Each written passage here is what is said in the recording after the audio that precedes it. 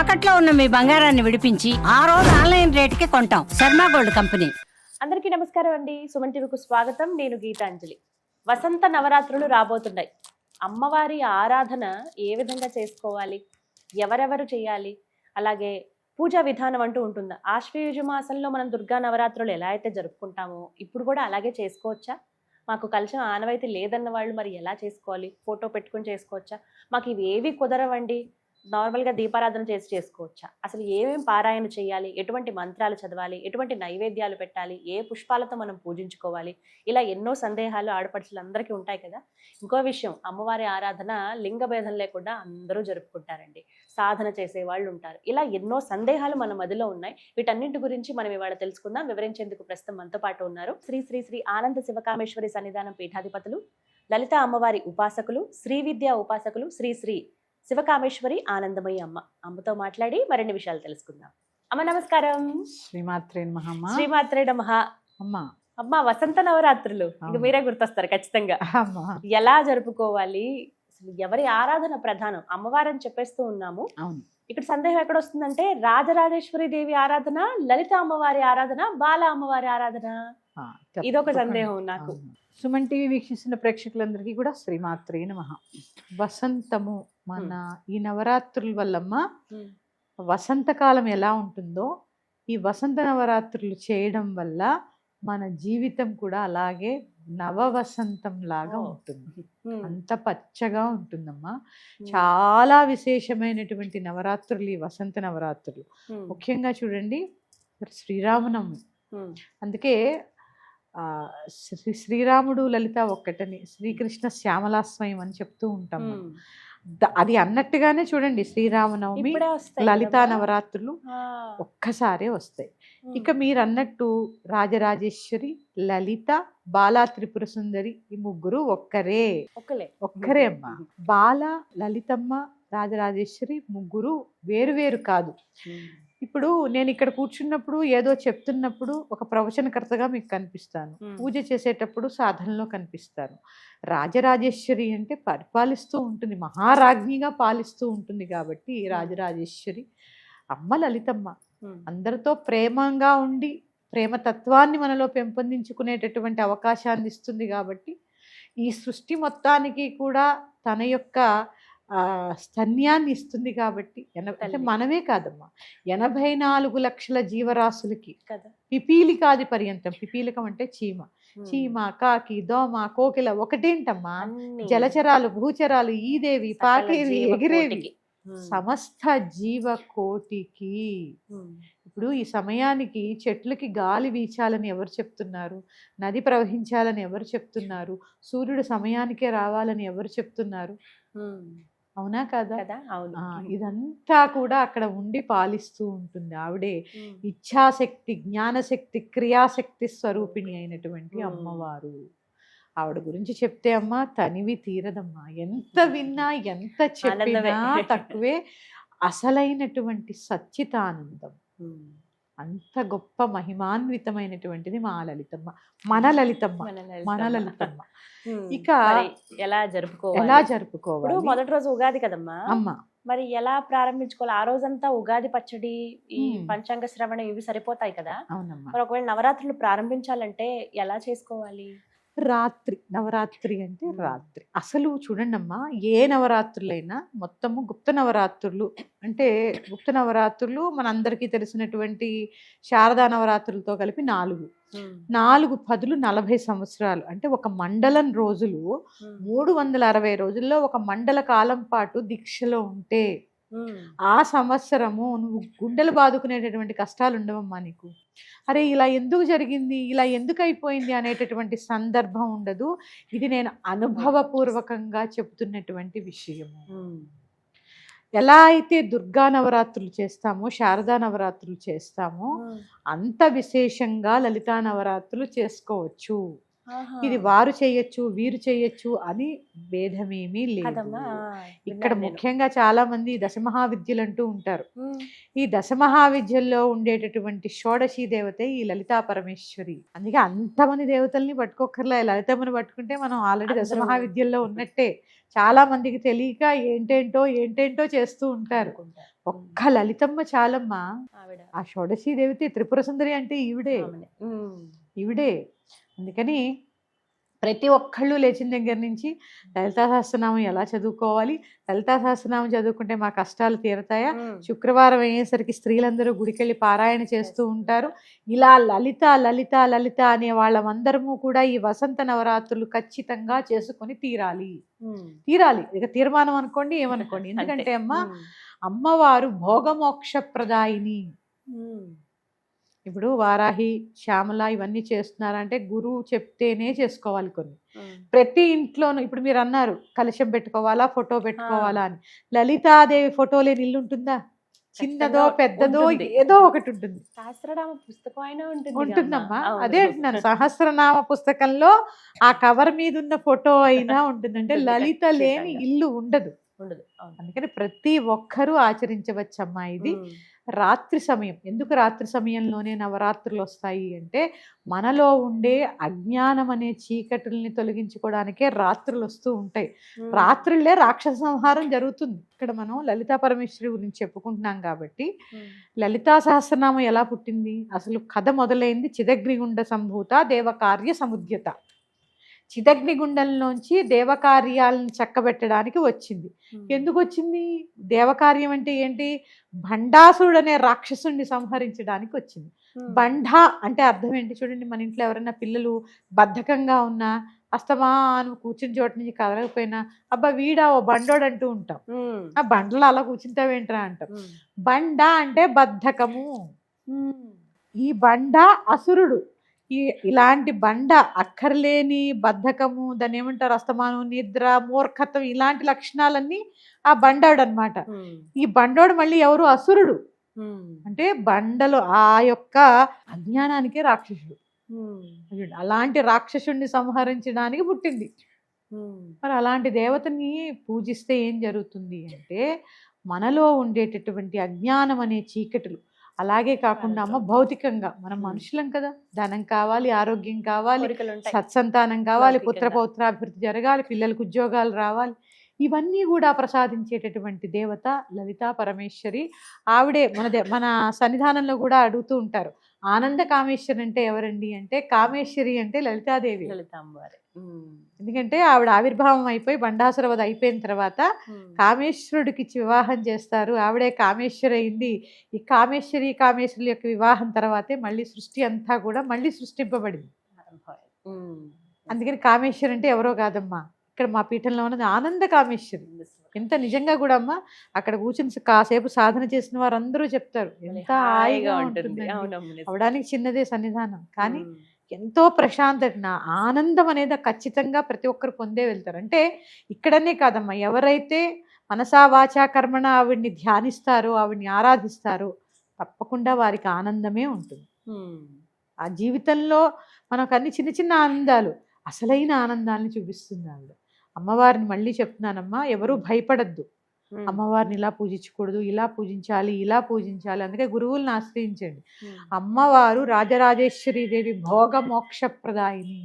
ఇటు భోగాన్ని ఇటు మోక్షాన్ని కూడా అనుగ్రహిస్తుంది. ఎందుకంటే ఆవిడ ఉండేది మణిద్వీపంలో.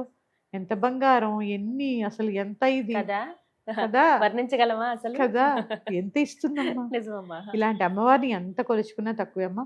మీకు అవకాశం ఉండి కలశం పెట్టుకుని చేసుకుంటే ఏమి తప్పులేదు. 9 రోజులు శరన్నవరాత్రులు ఎలా చేస్తున్నామో అలాగే. ఒక్క నామం మాత్రం చెప్తాను, సర్వమంగళ మాంగళ్యే శివే సర్వార్థ సాధికే శరణ్యే త్రయంబకే గౌరీ నారాయణి నమోస్తుతే.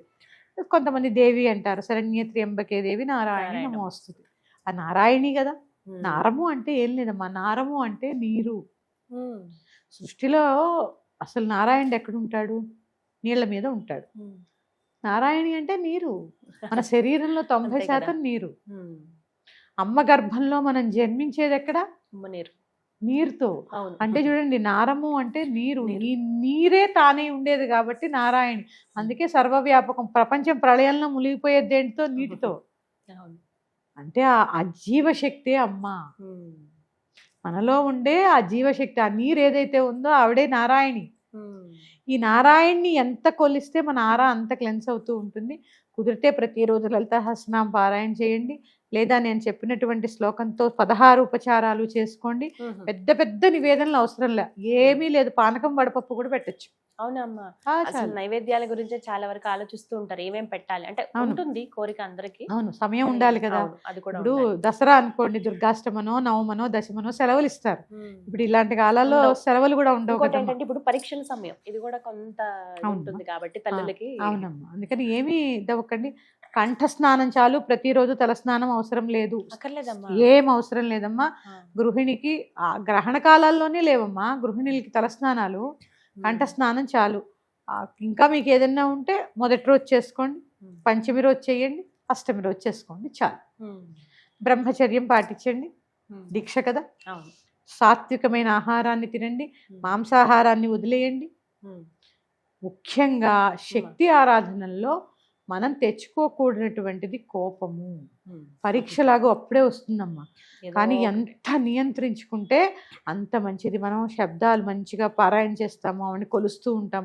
ఎవరినో పొరపాటున ఏదన్నా మాట అన్నాం అనుకోండి, జరిగేటటువంటి అవకాశం ఉంది. అంత శక్తి ఉంటుందమ్మా. అది చాలా తేలిగ్గా తీసుకుంటారు నవరాత్రులు, కానీ అంత శక్తి వస్తుంది. అది మీ మంచిగా ఉపయోగించండి, ప్రశాంతంగా ఉండండి, కాసేపు ధ్యానం చేసుకోండి. ఈ నవరాత్రులు ఇప్పుడు చాలా మంది చెప్పిన యుద్ధము, ఈ బాధలు, ఇప్పుడు చూడండి హోటల్ రంగం మూతపడిపోయింది. నేను ఒక నామం చెప్తానమ్మా, ఈ 10 రోజులు కూడా ఎంత వీలైతే అంత జపం చేయండి. చుట్టూ ఉన్నటువంటి సరౌండింగ్స్ మారేటటువంటి అవకాశం ఉంటుంది. మళ్ళీ ఇబ్బందుల్లోంచి ఇక్కట్లలోంచి మీరు బయటపడేటటువంటి అవకాశం ఉంటుంది. నిజారుణ ప్రభాపూర మజ్జత్ బ్రహ్మాండ మండల. తర్వాత ఓం, దీనికి ఓం శ్రీ నిజారుణ ప్రభాపూర మజ్జత్ బ్రహ్మాండ మండలాయై నమో నమః. చక్కగా ఇప్పుడు నేను ఎలా అయితే ఉచ్చరించానో ఒక్కొక్క శబ్దాన్ని అనుభవిస్తూ ప్రశాంతంగా కూర్చుని ఈ నామాన్ని చేసుకోండి. ఇంకా మాకు ఆర్థిక ఇబ్బందులు ఉన్నాయి, ఇంకా ఈ 10 రోజులు కూడా ఈయన ఇంకొక నామం చెప్తాను తప్పకుండా. ఓం శ్రీ సంపత్కరీ సమారూఢ సింధురవ్రజ సేవితాయై నమో నమః. ఈ నామాన్ని చక్కగా ప్రశాంతంగా ఈ నామాన్ని చేస్తూ కూడా మీ శ్వాస మీద ధ్యాస పెట్టి ఆ దహరాకాశ రూపిణి, అమ్మ ఎలా ఉంటుందమ్మా, దహరాకాశ రూపిణి అంటే ఆకాశం ఎంత ఉంటుందో అంటుంటుంది. అందుకే ఎప్పుడైనా నేచర్ని ఎంజాయ్ చేస్తే అమ్మ కనిపిస్తూ ఉంటుంది. ఎన్ని విచిత్రాలమ్మా, పగలు కూడా నక్షత్రాలు చందమామ కనిపిస్తూ ఉంటాయి. అందుకని ఆవిడ ఉండేటటువంటి స్థలం అది. చక్కగా ఆ దహరాకాశ రూపిణిటువంటి అమ్మని ఇంత ఊహించుకోవద్దు, ఆవిడ పాదమే మనం అంత ఊహించుకుంటే ఆవిడ ఎంత ఉంటుందో అంత ఊహించుకోండి. అంతకన్నా ఎక్కువ మన ఊహకి రావాలి, ప్రాక్టీస్లో వస్తుంది. అలా ఊహించుకుని చక్కగా అమ్మని కూర్చోండి, చక్కగా ధ్యానించండి, చక్కగా ఈ నామం చదువుకోండి. పాలు తేనె కూడా నివేదన చేసుకోవచ్చు, లేదా రోజు కూడా లలితా సహస్రనామ పారాయణ చేసి పెసరపప్పు పానకం నివేదన చేయండి అమ్మా. చక్కటి మార్పు కనిపిస్తుంది. సంకల్పం చేసుకుని నేను ఈ దీక్ష చేస్తానమ్మా అని సంకల్పం చేసుకుని, దీనికోసం చేస్తున్నాను సంకల్పం చేసుకుని చెయ్యండి అమ్మా. పానకం వడపప్పు నైవేద్యం పెట్టి, మీకు ఇంకా వీలుంటే ఇంట్లో అన్నం వండుకుంటాం కదా, ఏ పూటైనా అన్నం వండుకుంటాం కదా. ఇప్పుడు నేను ఒక నామం చెప్పాను, సర్వమంగళ మాంగళ్యే శివే సర్వార్థ సాధకే శరణ్యే త్ర్యంబకే దేవి నారాయణి నమోస్తే అని చెప్పాను. ఇది ఎంత 2 నిమిషాలు, 16 ఉపచారాలు చేయడానికి 5 నిమిషాలు పడుతుంది.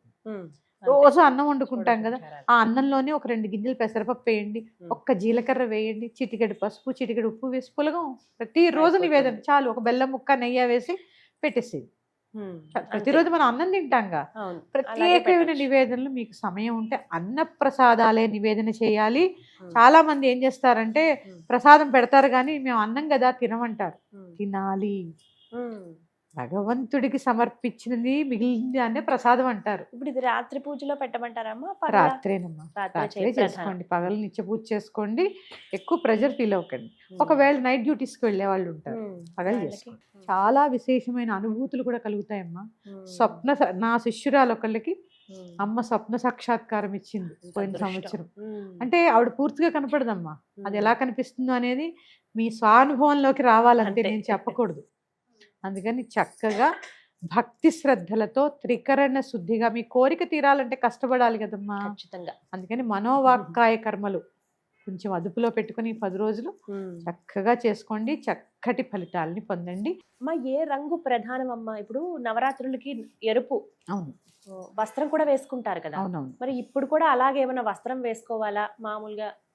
పర్లేదా? ఏ రంగు నేనైతే ఎప్పుడు చెప్పనమ్మా, ఎందుకంటే అన్ని రంగులు ఆవిడే అని నేను నమ్ముతూ అవును, ఉంటాను అంటారు. కాబట్టి. కానీ ప్రత్యేకించి ఏంటంటే ఎరుపు, పసుపు, ఆకుపచ్చ, నలుపు కాకుండా నీలం కాకుండా ఉమ్. ధరించండి చాలు. ఎర్రని పుష్పాలు, పచ్చని పుష్పాలు, ఇంకా ఇప్పుడు ప్రత్యేకత ఏంటని తెలుసా అమ్మా, సువాసనాభరితమైనటువంటి మల్లెపూలు వస్తాయి. మల్లెపూలు వస్తాయి. అవును, చాలా విశేషం అమ్మా, అవునవును. చాలా విశేషం. మల్లెపూలతో అర్చన చేయండి అమ్మవారికి, ఉమ్. చాలా విశేషం. కొన్ని పువ్వులు ప్రత్యేకతమ్మా. ఉమ్. అండ్ వేసంకాలమే ఎందుకు వస్తాయి చూడండి, ఉమ్. ఆ వాసన ప్రకృతి, కదా. ఏంటంటే సీజనల్ ఫ్రూట్స్, సీజనల్ ఫ్లవర్స్, ఆ యొక్క ప్రకృతి ప్రసాదించేటటువంటి వరాలు. వరాలు ఇవి నిజం. ఆ, ఇప్పుడు అందుకే- అద్భుతం అవి, ఆ, ఎంత గుమగుమలాడుతూ ఉంటాయి వాసన. అవునమ్మా. అందుకని వాటితో అర్చన చేసుకుంటూ ఉమ్. ఉండండి, చక్కగా చాలా విశేషమైనటువంటి ఫలితం ఉంటుంది. అలాగే ఉమ్. అమ్మవారికి కలశంలో నీళ్లు పోసి పెట్టినప్పుడు మనకి జవ్వాది అని దొరుకుతుంది. ఆ, జవ్వాది, పసుపు, గంధము, లెవెండర్ సెంట్ కూడా ఉమ్. మంచిది కొనుక్కోండి అమ్మా. ఉమ్. చిన్న- Pure. ఎందుకంటే ఎంత సువాసన ఉంటే అంత మంచిది అక్కడ. ఉమ్. చక్కగా లెవెండర్ సెంట్, తర్వాత ఇంకా చాలా దొరుకుతాయి, కస్తూరి అని, గోరోజనం అని, ఇవన్నీ అవసరం లేదు. కొద్దిగా ఇవేమి చాలా కాస్ట్లీ అయినవి కాదు. ఉమ్. నేను ఎప్పుడు చెప్పినా తక్కువలోనే తక్కువలోనే చేసుకోమని చెప్తాను, అవును. స్థిమితంగా చేసుకోమని చెప్తాను. ఒక్కరికి మాత్రం సువాసిని పూజ చేసుకోండి, ఉమ్. కనీసం అది ఒక్కరికి. ఖచ్చితంగా. ముగ్గురికి అయితే ఇంకా విశేషం, ఒక్కరికైనా సువాసిని పూజ తప్పకుండా చేసుకోండి. ఉమ్. ఈ 10 రోజుల్లో ఇంకా సమయం ఉంది కాబట్టి సువాసిని పూజ ఎలా చేసుకోవాలో కూడా చెప్పే ప్రయత్నం నేను చేస్తాను. అమ్మ, చక్కగా తెలియచేశారు. మరి చివరి రోజు ఎలా అమ్మ? ఇది ఒక పెద్ద సందేహం ఉంటుంది. అవునమ్మా, అంటే ఈ 10వ రోజు, అవును. 10వ రోజు ఏం చేయమంటారు? 9వ రోజేమో శ్రీరామనవమి, అవును, రాముల వారి కళ్యాణం చూస్తాం. అంత చక్కగా మళ్ళీ రాత్రి, ఆ రోజు రాత్రి కూడా పూజ చేసేసుకుని అవును. తర్వాత 28కి 20 రోజు పొద్దున్న 10వ తారీఖు దశమి రోజు ఉదయము మామూలుగా షోడశోపచార పూజ చేసి మహానివేదన చేసుకుని ఆ రోజు కొబ్బరికాయ కొట్టి యథాస్థానం ఈశాన్యానికి కలశం పెట్టుకుంటే ఆ కలశాన్ని ఈశాన్యానికి జరపండి. ఫోటో కూడా అంతేనమ్మా, కొద్దిగా పక్కకి జరిపి ఆ ఫోటో ఏ స్థానంలో ఉందో, ఎందుకంటే పీఠం ఏర్పరుస్తాం కదా, అవును. ప్రతిరోజు పీఠం ఉన్నా కూడా అంత చేయలేరు కాబట్టి యథాస్థానంలో పెట్టేయండి చాలు. ఈ కలశంలో బియ్యం పోసుకున్న నీళ్లు పోస్తే మాత్రం ఇల్లంతా ప్రోక్షణ చేసుకోండి. 10 రోజులు దేవత చక్కగా కలశంలో ఆవాహన ఉన్నారు శక్తి కదా. ఉంటుంది కాబట్టి ఇల్లంతా ప్రోక్షణ చేసుకోండి. కానీ ప్రతిరోజు సాంబ్రాణి ధూపం మాత్రం వేయండి అమ్మా. అగరబత్తి కాకుండా సాంబ్రాణి ధూపం దొరుకుతున్నాయి కప్స్ ఇప్పుడు మంచివి. ఏదో మామూలు కాకుండా అషిక అని ఒకటి దొరుకుతుందమ్మా, చక్కగా అది వేయండి. లేదంటే అంబికా వాళ్ళది కప్పు వచ్చి సాంబ్రాణి వస్తుంది, అది కూడా చాలా బాగుంటుంది, అది వేయండి. అంతే తప్ప ఈ అగరబత్తులు ఇలా కాకుండా, అగరబత్తులు పీలిస్తే కూడా పడ్డం లేదు, వేసి ఈ సాంబ్రాణి వెలిగించిన దాంట్లోనే కాస్త వట్టివేరు చిన్న చిన్న ముక్కలు చేసి పెట్టుకోండి, కొంచెం పచ్చకర్పూరం, లక్ష్మి ఆవాహన జరుగుతుంది. ఇప్పుడు చాలా మంది అవేవో డిఫ్యూజర్స్ ఉంటారు కదమ్మా, అవి పెట్టి పచ్చకర్పూరం వేస్తున్నారు, చాలా విశేషం అమ్మా. అసలు అది ఏంటంటే అమ్మా, లక్ష్మి నిజంగా ఆ పచ్చకర్పూరం వాసనకి మీరు వెంకటేశ్వర స్వామి దగ్గర చూసినప్పుడు ఎంత పచ్చకర్పూరం వాసన వస్తుంది. అలా అంటే లక్ష్మి ఉన్న ప్రదేశాల్లో పచ్చకర్పూరం కూడా ఒకటి. అందుకని చక్కగా చాలా విశేషం అమ్మ, ప్రతి మూలల్లో వేయండి, చాలా ఇంట్లో ఉన్న అలక్ష్మి అంతా కూడా వెళ్ళిపోతుంది. కొద్దిగా పచ్చకర్పూరం, చిటికెడు పచ్చకర్పూరం, దాని ఏమంటారు వట్టివేరు తుంపేసి పెట్టుకుని వేసేసేయండి. అది బాగా కాల్చాలి, మా బొగ్గుని కాల్చి సాంబ్రాణి వేసేయండి. చాలా అమ్మ, ఇంట్లో ఉన్న అలక్ష్మి అంతా వెళ్ళి లక్ష్మీ ఆవాహన జరుగుతుంది. చాలా చక్కగా వివరించారమ్మా, ధన్యవాదాలు. శ్రీమాత్రే నమః.